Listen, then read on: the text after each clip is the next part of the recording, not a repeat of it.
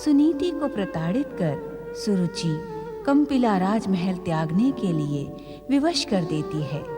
सुनीति की दुर्दशा देखकर दुखी नारद शनिदेव को प्रताड़ित करते हैं। दूसरी ओर श्री हरि शनिदेव का संदेश सुनकर कहते हैं, मैं वैकुंठ में सदा सदा आनंदित रहता हूं। शनिदेव के संदेश को सुनकर उद्विग्न होने की आवश्यकता नहीं है। नारायण नारायण प्रभु, वास्तव में हम शनिदेव के संदेश को सुनकर व्यथित नहीं हैं, अपितु विचलित हैं। शनिदेव अपनी विध्वंसक विनाशक कुदृष्टि से महारानी सुनीति के भविष्य का सर्वनाश कर देंगे। परम भगवत भक्त नारद, ये तो तुम्हें भली भांति ज्ञात है कि हम अपने भक्तों के आदर्श आराध्य हैं। हमारा आचरण हमारे भक्तों को संकट काल में प्रसन्न रहने की प्रेरणा देता है। किंतु स्वामी, महादेवी, मां के हृदय में ममता का ही वास होता है। आप सुनीति को समस्याओं में घिरा देखकर व्यग्र हो गई हैं। किंतु क्या प्रभु? महादेवी, मृत्युलोक के हर प्राणी को अपने पूर्व जन्मों के कर्मों के अनुसार दंड और मानसिक यातना अनिवार्य रूप से भुगतने पड़ते हैं। उस समय जो अपने कष्टों को हमारा स्मरण करते हुए सहन कर लेते हैं, उनके कष्टों को और दुखों को दूर करना हमारा उत्तरदायित्व बन जाता है। नारायण नारायण, हे प्रभु, महारानी सुनीति को पूर्व जन्मों के कष्टों से अधिक तो शनिदेव का अहंकार पीड़ित कर रहा है। नारद, शनिदेव के हर कार्य में उनका अहंकार और दूसरों को पीड़ित करने की ही कामना होती है। यदि वे ऐसा नहीं करेंगे तो विध्वंसक शक्ति संपन्न उनका कुदृष्टि प्रधान अस्तित्व ही समाप्त हो जाएगा। किंतु वे कब तक ऐसा करते रहेंगे स्वामी? महादेवी, शनिदेव भी हमारी दृष्टि का एक अंग हैं। उनके आचरण और दुष्कर्मों को देखकर उद्विग्न ना हो। जगदीश्वर के जगत में शनिदेव का आचरण अनुचित है। क्या उन पर अंकुश लगाना उचित नहीं होगा? महादेवी, शनिदेव के आचरण से आप व्यग्र हो गई हैं। इसी कारण वास्तविकता को समझने की इच्छुक नहीं हैं। अर्थात इस संसार में जो कुछ भी घटता है वो जगत पालक के नाते हमारी इच्छा से ही घटता है। हमारे इच्छा संसार से शनिदेव का आचरण अलग नहीं है। महादेवी लक्ष्मी और परम भगवत भक्त नारद, आप दोनों ही इस सत्य से अपरिचित नहीं हैं। ये संसार मेरी लीला मात्र है।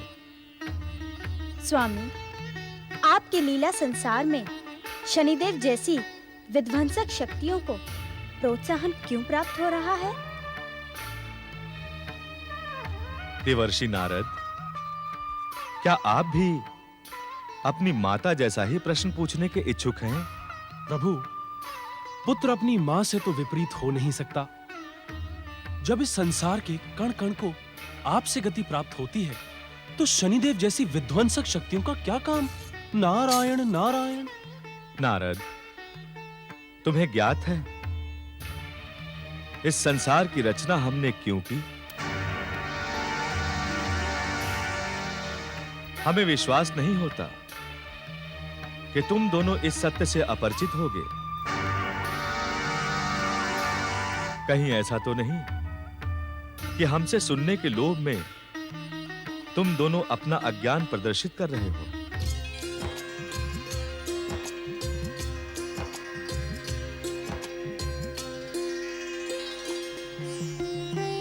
स्वामी, इस संसार के समस्त कारणों के कारण आप हैं। आपके श्रीमुख से निकली मधुर वाणी को सुनने का लोभ भला हम कैसे त्याग सकते हैं? नारायण नारायण। और प्रभु, हमारे लोभ का दूसरा कारण यह भी है कि हम भक्तों पर प्रसन्न होकर कोई न कोई रहस्य आप किस प्रसंग पर खोल दें।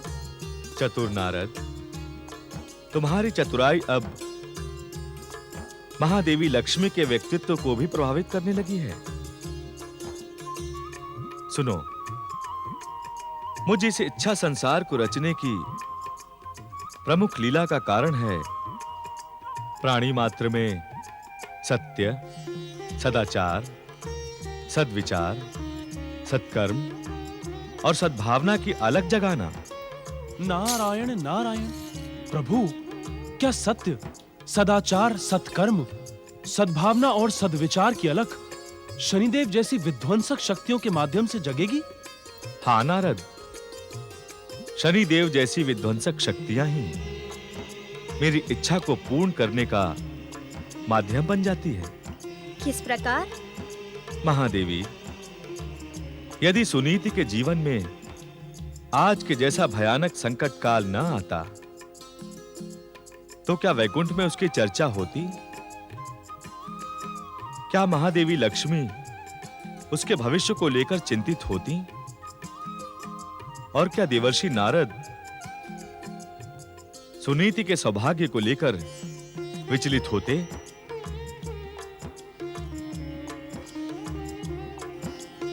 ज्ञात है कि सुनीति की पुकार वैकुंठ में कब पहुंची? कब? जब शनिदेव स्वयं सुनीति के सौभाग्य के विरुद्ध शत्रु भाव से खड़े हो गए। वास्तव में शनिदेव जैसी विध्वंसक शक्तियां ही मेरे इस लीला संसार में मेरे भक्तों की कठिन परीक्षा लेने का कार्य करती हैं। नारायण नारायण। किंतु त्रिलोकीनाथ, शनिदेव का अहंकार इस सत्य को स्वीकार नहीं करता। हम इस सत्य को स्वीकार करने के इच्छुक भी नहीं हैं। किस कारण?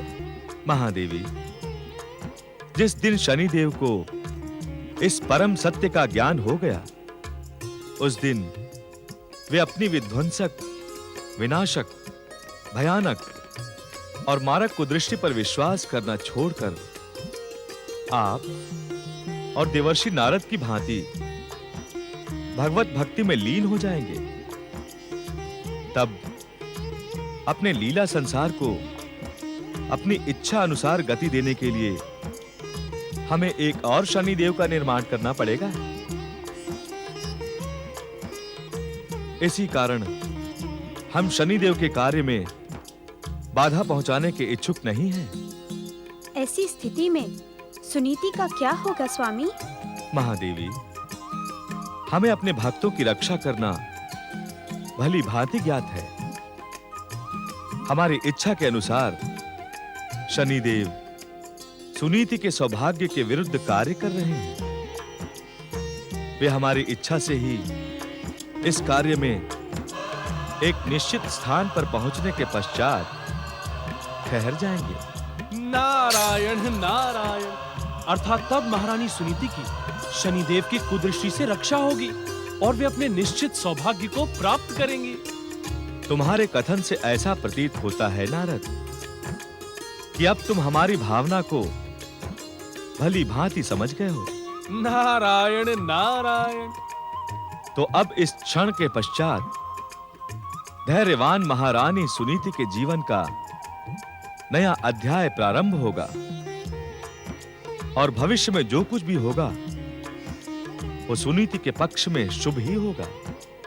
हे अंतर्यामी, शनिदेव जैसी विध्वंसक शक्तियों के वास्तविक रहस्य को आपके श्रीमुख से सुनकर नारद का जीवन धन्य हो गया। अब मुझे आज्ञा दें। नारायण नारायण।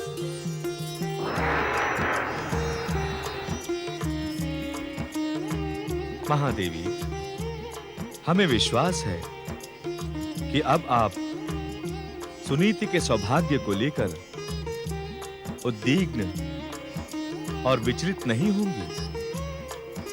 स्वामी, आपके मनमोहन स्वरूप का दर्शन ही समस्त चिंताओं का नाश कर देता है। शनिदेव की वास्तविकता और सुनीति का भविष्य जानकर मेरा मन परम आनंदित हो गया।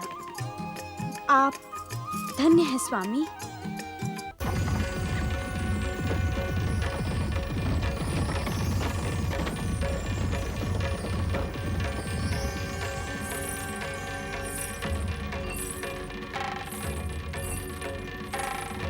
महारानी जी, ठहरो साथी ठहरो।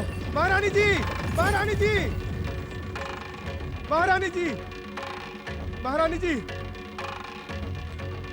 महारानी जी, क्षमा करें, मैं उचित समय पर आपकी सेवा में उपस्थित न हो सका। रथ पर पधारिए महारानी जी। महाराज उत्तानपाद ने वन भवन में आपके स्थायी निवास का प्रबंध किया है। महारानी जी, महारानी जी, महारानी जी, महारानी जी, आपके साथ जो अन्याय हुआ उसे हम सभी प्रजाजन क्षुब्ध हैं। स्वयं महाराज अपने आप को अपराधी अनुभव कर रहे हैं। महारानी जी, आपका हृदय विशाल है। जो दोषी हैं आप उन्हें अवश्य क्षमा कर देंगी। महामंत्री जी, मैं अपने कर्म और भाग्य के अतिरिक्त किसी और को दोषी नहीं मानती। मैंने निश्चय किया है कि दुख और संकट का ये समय मैं अपने आराध्य जगदीश्वर श्री विष्णु की आराधना में बिता दूंगी। किंतु महारानी जी, मुझे प्रभु के अतिरिक्त किसी की दया की आवश्यकता नहीं है। आप महाराज का भेजा हुआ रथ लेकर लौट जाएं। महारानी जी, आपके राजमहल छोड़ने के पश्चात महाराज विचलित, उद्विग्न और व्यग्र हैं। यदि वे सुनेंगे कि आपने रथ और वन भवन को स्वीकार नहीं किया तो उनकी चिंता और अधिक बढ़ जाएगी। महामंत्री जी, आप महाराज से कहें कि वे मेरे विषय में किसी प्रकार की चिंता ना करें। मेरे रक्षक स्वयं भगवान विष्णु हैं। मेरे साथ वही होगा जो त्रिलोकीनाथ की इच्छा होगी। नहीं महारानी जी, मैं आपको इस भयानक वन प्रदेश में इस प्रकार गमन करने नहीं दूंगा। आप हट ना करें महामंत्री सुदत्त। महारानी जी, पुत्र यदि माता से हट नहीं करेगा तो किससे करेगा? स्थितियों के सम्मुख विवश होकर आज कंपिला की परंपराएं परिवर्तित हो रही हैं, किंतु मैं तो परिवर्तित नहीं हो सकता महारानी जी। आज तक समस्त कंपिला वासियों ने आपसे अपनी माता और महाराज से पिता का स्नेह प्राप्त किया है। अब वे संबंध समाप्त हो गए हैं। नहीं महारानी जी, नहीं। माँ और पुत्र के संबंध कभी समाप्त नहीं हो सकते। आयु में भले आप मुझसे छोटी हो, किंतु सत्य तो यही है कि आपके संस्कारों को पाकर कंपिला देश धन्य हो गया। आप त्याग की देवी हैं, ममता की मूर्ति हैं, प्रजावत्सल हैं। मुझे इस प्रकार निराश न करें महारानी जी, अन्यथा। अन्यथा क्या? यदि आपने मेरी बात को स्वीकार नहीं किया तो मैं अस्वस्थ महाराज की चिंता को छोड़कर इसी वन में हट ठान कर बैठ जाऊंगा और कभी कंपिला लौटूंगा ही नहीं। क्या कहा आपने? स्वामी, महाराज अस्वस्थ है? क्या हुआ उन्हें? उत्तर दे महामंत्री, क्या हुआ उन्हें? क्या हुआ महाराज को? पटरानी सुरुचि के हठ के कारण जब विवश होकर आपने राजमहल का त्याग कर दिया तो उन्हें गहरा आघात लगा। एक बार तो वे अचेत भी हो गए और चेतना लौटने पर आपका ही स्मरण करते हुए उन्होंने मुझे आपकी गुप्त सहायता करने का आदेश दिया। अब कैसा स्वास्थ्य है स्वामी का? मैं अभागन तो उन्हें देखने भी नहीं जा सकती। महारानी जी, राजवेद जी ने महाराज का उपचार प्रारंभ कर दिया है। यदि सब कुछ सामान्य रहा तो प्रातः तक महाराज स्वस्थ हो जाएंगे। सामान्य तो तब होगा महामंत्री जी जब वो दुष्टा सुरुचि सामान्य रहने देगी, तब ना। सुखिया माई, पटरानी के लिए अपशब्द निकालकर विष्णु भक्ति में लीन मन को क्यों मेला कर रही हो? मुझे पूर्ण विश्वास है कि महाराज के अस्वस्थ होने से सुरुचि भी व्यग्र होगी। वे एक बार महाराज को देखने अवश्य आई थी, किंतु उसके पश्चात उन्होंने स्वयं को कक्ष में बंद कर लिया है। वत्स देश की दासियां भी भीतर प्रवेश नहीं कर पा रही हैं। महामंत्री जी, ऐसी स्थिति में महाराज को अकेला छोड़ना उचित नहीं है। मैं स्वयं कंपिला नहीं लौट सकती, किंतु आप तो महाराज के समीप रहें। महारानी जी, जब तक आप वन भवन में सकुशल नहीं पहुंच जाती, तब तक यशोदत्त अपना मुख महाराज को नहीं दिखाएगा। बिटिया रानी, ज्ञात नहीं समय हमारी कैसी परीक्षा ले रहा है। हमें महाराज के प्रस्ताव का सम्मान करते हुए शीघ्र ही वन भवन पहुंचना उचित होगा।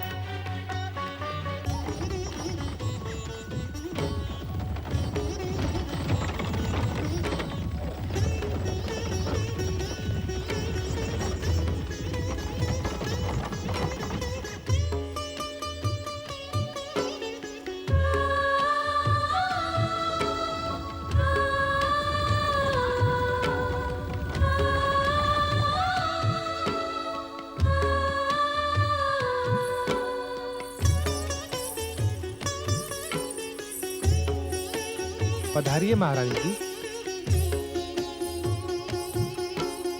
महारानी सुनीति की जय हो। महामंत्री जी, मुझे इन सेविकाओं की तनिक भी आवश्यकता नहीं है। मेरे साथ मेरी सुखिया माई है। महारानी जी, इन सब व्यवस्थाओं के पीछे महाराज की ही इच्छा है। महामंत्री जी, पृथ्वी के प्रथम पुरुष महाराज मनु की व्यवस्था के अनुसार पृथ्वी के प्रत्येक मनुष्य को एक निश्चित समय के पश्चात वानप्रस्थ आश्रम स्वीकार कर लेना आवश्यक है। आप इसे मेरा वानप्रस्थ मान ले।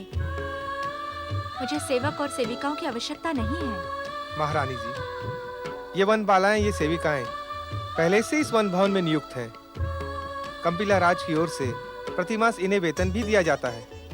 इस वन भवन में रहने वालों की सुरक्षा के लिए इनका रहना अनिवार्य है। इन्हें इस वन के चप्पे चप्पे का पूरा ज्ञान है। भयानक से भयानक वन पशु भी इन वन बालाओं के मित्र हैं। ये आपकी सुविधा का पूरा ध्यान रखेंगी।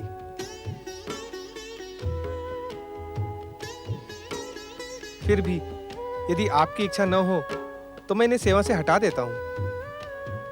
बिटिया रानी, यदि तुम्हारे आदेश के कारण महामंत्री सुदत्त जी ने इन वन बालाओं को वन भवन की सेवा से हटाया, तो तनिक सोचो, ये कहाँ जाएंगी, कहाँ रहेंगी? नहीं महामंत्री जी, ये वन बालाएं मेरी सखियां बनकर मेरे साथ ही रहेंगी। जैसी आपकी आज्ञा महारानी जी। मैं समय समय पर आपकी सेवा में उपस्थित होता रहूंगा। अब मुझे आज्ञा दीजिए। महाराज मेरी प्रतीक्षा कर रहे होंगे। महामंत्री जी, महाराज के स्वास्थ्य का शुभ समाचार किसी भी प्रकार मुझे शीघ्र ही भिजवा दे। जो आज्ञा महारानी जी।